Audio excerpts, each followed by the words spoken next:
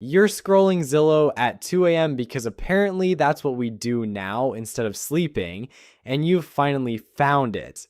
Houses that don't cost $500,000. You're looking at $250,000 homes, which sounds almost reasonable until you actually start doing the math. The kitchen still has laminate countertops from 2003 that are peeling at the edges. The carpet is that specific shade of contractor beige that absorbs both light and hope. There's fake wood paneling in the basement that definitely contains asbestos. But hey, it's only $250,000 only. The listing says affordable starter home in great neighborhood, which is realtor code for small, old, and you should feel grateful it exists at this price point. Meanwhile, you're doing mental gymnastics trying to figure out if making $60,000 a year is enough, or if you need to be pulling six figures just to afford what your parents would have called the cheap house. Spoiler, even at $250,000, the math is still brutal. Just differently brutal. My name is Nick, and today we're doing something that real estate agents in affordable markets don't want us to do. We're going to calculate who can actually afford a $250,000 house in 2026.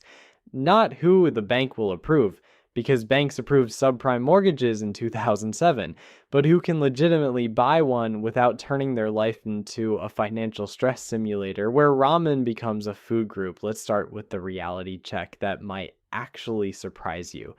In dozens of US markets right now, $250,000 homes actually exist. We're talking about real cities like Toledo, Ohio, where the median is under $200,000. Rochester, New York, where homes average $256,000, $900. Parts of the Midwest and South where $250,000 can get you an actual house with actual square footage. But here's the catch, and there's always a catch. Just because these homes exist doesn't mean most people can afford them. The median household income in America is sitting at around $84,000. So we're asking people making $84,000 to afford homes that cost 3 times their annual income. That ratio actually sounds reasonable compared to the 6 times ratio with more expensive homes until you run the actual numbers and realize it's still incredibly tight. But everyone keeps saying $250,000 is affordable. The mortgage calculator says you qualify. Your parents are confused why you're complaining because they paid $65,000 for the first house. So what's the problem? The problem is that affordable and possible are two completely different things. And the gap between them is where your financial stress lives. First, let's talk about the down payment. The old rule was 20% down. That's $50,000 in cash. The median savings account in America has around $8,000 in it, so you're $42,000 short. That's not a gap. That's a chasm. That's the financial equivalent of being asked to dunk a basketball when you're 5'4", and the hoop is on the moon. If you're making $84,000 a year and somehow manage to save 10% of your gross income, which almost nobody actually does, you're saving $8,400 per year. At that rate, it'll take you roughly 6 years to save a 20% down payment. 6 years. And that's assuming housing prices just freeze in place, which, LOL, sure. Now I can already hear some of you going, but Nick, I can just put down 3% with an FHA loan. And you're right, you can put down 10%, which is $25,000, or go even lower with 3.5% FHA at $8,350. Suddenly this seems possible, right? Congratulations. You just unlocked PMI, private mortgage insurance, which is the financial equivalent of a bouncer making you pay a cover charge to protect the club from you. Except the club is a bank, and they're already making money off you in 17 different ways. On a $225,000 loan with 10% down, you're looking at around $60 to $150 per month for PMI. It's money going out the door every month for insurance that protects the bank, not you. Okay, so you somehow found the down payment. Now what? Let's say you put down 10%, which is $25,000. That leaves you with a $225,000 loan. At current interest rates, somewhere in the 6% to 7% range, your monthly mortgage payment lands around $50 to $2,500. That's just principal and interest. Let's add property taxes. In affordable areas with $250,000 homes, you're probably looking at around 1% to 1.5% of your home's value annually. That's roughly $210 to $315 per month. But wait, because, this is my favorite part. Property taxes don't just stay the same. They're like a subscription service you never signed up for. That increases its price every year. Your city decides they need a new park. Your taxes go up. A bird looks at City Hall. Believe it or not, taxes go up. Then there's homeowners insurance. You're looking at anywhere from $800 to $1,500 per year, which breaks down to about $65 to $125 per month. Between 2021 and 2024, insurance costs jumped 24%. So this number keeps climbing. And now we get to the part that nobody tells you about, maintenance.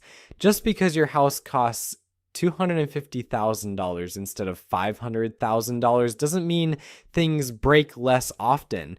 The water heater doesn't explode any less dramatically. The roof doesn't leak any less aggressively. The general rule is to budget 1% of your home's value per year for maintenance and repairs. On a $250,000 house, that's $2,500 annually, or about $208 per month. And that's assuming nothing major goes wrong. Don't forget the PMI. Tack on another $60 to $150 per month because you couldn't afford to put 20% down. Okay, deep breath. We're about to add this up. Mortgage payment, $1,000, you printed it on a 50. Property taxes, $260. Insurance, $95. Maintenance, $200. And it's PMI, $100. Your total monthly housing cost is now sitting at roughly $1,213. Look at that number. Really look at it. $1,213 per month. That's 25 there through 50 per year just to exist in a house. Here's where the math gets interesting. Financial advisors will tell you that you shouldn't spend more than 28% of your gross monthly income on housing. Banks will approve you if your total debt to income ratio is under 43%. Let's reverse engineer this. If you're spending $2,130 per month on housing, and that represents 28% of your income, you need to be making roughly $90,500 per year. If we use the more lenient 43% rule, you still need to be pulling in around $59,000 annually. And now we arrive at the punchline. The median household income in America is $84,000, which means that unlike a $500,000 house where 80% of households are priced out, a $250,000 house is technically within reach for median income earners. Pause. If you're making around $70,000 to $90,000 as a household, you can technically afford a $250,000 house using conventional lending standards. That's not 10% of people. That's a much larger chunk of America. And this is a huge but, there's a massive difference between can technically afford using the 43% DTI rule and can comfortably afford without your life becoming a constant financial stress test. Because here's what nobody tells you. You're spending about 30% of your gross income on housing. That sounds fine until you realize that gross income is before taxes, before health insurance, before retirement contributions, before anything that actually reduces your paycheck. Let me show you what this looks like in real life. Meet a household we'll call the Smiths. Two working professionals pulling in a combined $75,000 a year. They're right in that sweet spot where a $250,000 house is supposed to be perfect for them. Let's watch what happens. Their gross income of $75,000 sounds solid until reality shows up. All right, after federal taxes, state taxes, FICA, and a modest 401k contribution, they're taking home around $4,400 per month. That's their actual money to live on.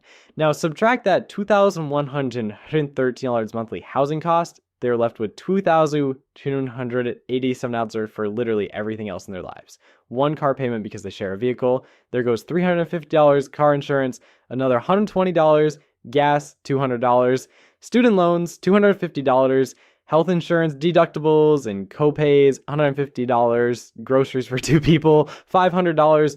We're now at $770 remaining, and we haven't touched clothing, car repairs, medical emergencies, phone bills, internet, utilities, or the psychological need to occasionally leave the house. They can't spontaneously grab dinner out without checking the bank account first. They're at the grocery store having internal debates about whether name brand cereal is worth $2 more than the store brand. They're adults with jobs living like college students who happen to buy a house. So this household is spending 48% of their take-home pay on housing, not 28%, nearly half. And these aren't irresponsible people. They're just trying to live in a house that everyone keeps calling affordable. Sorry. Here's what that actually feels like day to day. It feels like standing in the grocery store checkout line, doing math in your head about whether you can actually afford the chicken breast you just put in the cart.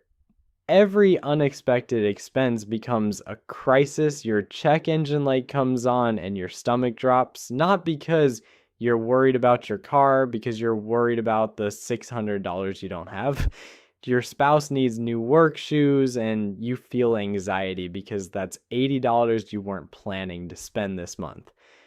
This is the reality for households earning $75,000 trying to own a $250,000 home. Now imagine what it looks like for a household making $60,000 or $50,000. At those income levels, even a $250,000 house isn't tight. It's mathematical gymnastics. But here's what makes this insidious. The housing market looks at $250,000 and says affordable. The bank looks at your $75,000 income and says approved. The real estate agent says perfect for first-time buyers. Everybody in the transaction is telling you this makes sense, and technically, mathematically, on paper, it does. You qualify, the ratios work. Yeah, but nobody has an incentive to tell you that technically affordable and sustainably comfortable are two completely different concepts. Because once you've signed those papers, you're trapped. You can't just walk away without destroying your credit, losing your down payment, and owing more money on top. So people stay. They stay in homes they can technically afford, but can't comfortably enjoy, working jobs they might hate because they can't risk income disruption, wondering why home ownership feels more like a trap than a dream. You know what the wildest part is? We've convinced ourselves that $250,000 is cheap. It's affordable. It's what you should be grateful to find in 2026. Let me give you some perspective. My dad bought his first house in 1988 for $87,000. He was making $35,000 a year. That's 2.5 times his income. Today, that same ratio would mean buying a house for $210,000 when you make $84,000. And guess what? Those houses exist. Toledo, Rochester, parts of the Midwest where you can find homes under $200,000, but we don't talk about those markets because they're not sexy. They're Rust Belt cities and small towns where $250,000 actually gets you a decent house instead of a starter home with potential. We didn't get lazy. We didn't start eating too much avocado toast. The system changed, and then it had the audacity to tell us that $250,000 for 1,800 square feet is a deal we should be grateful for. Let me tell you the harsh truth. For probably 40% to 50% of American households, even a $250,000 home is not comfortably affordable, not sustainably, not without accepting a level of financial tightness that means every unexpected expense feels like a crisis. This isn't about personal failure. This is about a housing market where even the affordable options require significant income and perfect financial execution. Home prices have increased roughly 400% since 1990. Median household income up about 180% in the same period. The math doesn't work. It's never worked. It's not going to suddenly start working because you found a house for only $250,000. We keep telling people that homeownership is essential for building wealth, but we ignore the part where you have to survive the mortgage first. We keep perpetuating the myth that if you just budget better and work harder, you can make it happen, but you can't budget your way out of a structural affordability crisis. That's like trying to bail out the Titanic with a coffee mug. Sure, you're doing something, but the ship is still sinking. What you can do is understand the actual numbers. Maybe that decision is to target an even cheaper house, $180,000 or $200,000 in markets where those exist. Maybe it's to keep renting and invest the difference. Maybe it's to acknowledge that home ownership simply isn't viable right now without accepting financial stress you're not willing to live with. And that's okay, because there is no prize for buying a house you can technically afford but can't comfortably enjoy. There is no trophy for being house poor at $250,000 instead of $500,000. The real question isn't whether you can technically get approved. Banks will approve terrible decisions. The real question is whether owning that house will actually improve your life or just transfer your money to a bank while you stress about every unexpected expense. So what happens when you ignore this and buy anyway? You convince yourself it'll be fine. You budget. You can make $2,613 a month work because you don't spend money on stupid stuff. So you buy the house month one, you make the payment. It's tight, but you did it. Then month 3 hits and your car needs new brakes and tires. That's $900 you didn't budget for. You put it on a credit card. Month 6, the water heater starts making concerning noises. The plumber says it should be replaced. That's around $200. You don't have it. You tell the plumber you'll think about it and pray it lasts another year. Month 9, one of you gets sick and misses a week of work. Your income drops by $600 that month. Suddenly you're scrambling, juggling which bills to pay first. And that emergency fund you were supposed to build, it never happened because there is nothing left to save. This is the reality of being house poor at $250,000. You own a house technically, though the bank really owns it, but you can't afford to maintain it properly. You can't afford to enjoy it. Every unexpected expense becomes a crisis. Every financial decision is made through, can we still make the mortgage? And because $250,000 homes are considered affordable, we've normalized this struggle. Oh, you're stressed about money. Well, it could be worse. At least you didn't buy a $500,000 house. Be grateful. It's like we've agreed to pretend that struggling to afford homeownership at any price point is just part of being an adult, rather than a symptom of a broken system. So let me give you permission to do something radical. You can choose not to play this game just because a house costs $250,000 instead of $500,000.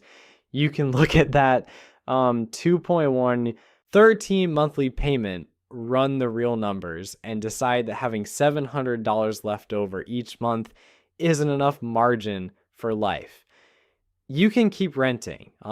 You can save and buy an even cheaper house in a less sexy market. You can wait for your income to increase. You can acknowledge that home ownership, even affordable home ownership, might not be right for your current situation, because here's what actually builds wealth. It's not owning a house you can barely afford. It's having margin in your budget. It's being able to save consistently. It's not having to choose between fixing your water heater and contributing to retirement. It's sleeping at night without anxiety. Real wealth is freedom. It's not equity trapped in a house you can't afford to maintain. That's not wealth. That's just expensive jail with slightly lower monthly payments. Like, the financial industry has convinced people that any home ownership is better than no home ownership, that buying is always better than renting, but they're selling you a product. They profit when you buy, not when you make smart decisions. Nobody makes money when you say, no thanks, this doesn't work for me, even at $250,000. So if you're sitting there feeling like even affordable homes aren't actually affordable, feeling like maybe you're not failing, but the system is failing you, you're right. You're not crazy. You're not bad with money because you can't make $2,113 a month work comfortably on a $75,000 income. You're not failing at adulthood because you refuse to financially stress yourself just to say you're a homeowner. And I know what you're thinking. Nick, this is depressing. Where's the hope? Here's the hope. You're not crazy. You're not failing. You're just trying to play a game that's been rigged against you. And the first step to fixing a rigged game is seeing that it's rigged. The solution isn't life hacks or side hustles or cutting out your daily coffee. The solution is systemic change. But until that happens, the best thing you can do is refuse to participate in your own financial destruction. Here's what you actually need to do. Run your real numbers, factor in all the costs we talked about. Be honest about your income stability. And if the math shows a $250,000 house would leave you with $700 a month for everything beyond housing and basics, ask yourself if that's actually livable. There's no shame in saying, this doesn't make sense for me right now, even at $250,000. The real win is making decisions based on reality rather than social pressure, on math rather than emotion, on your actual financial situation rather than what you wish it could be. That's how you avoid becoming another person who bought an affordable house and discovered that affordable and comfortable are two very different things.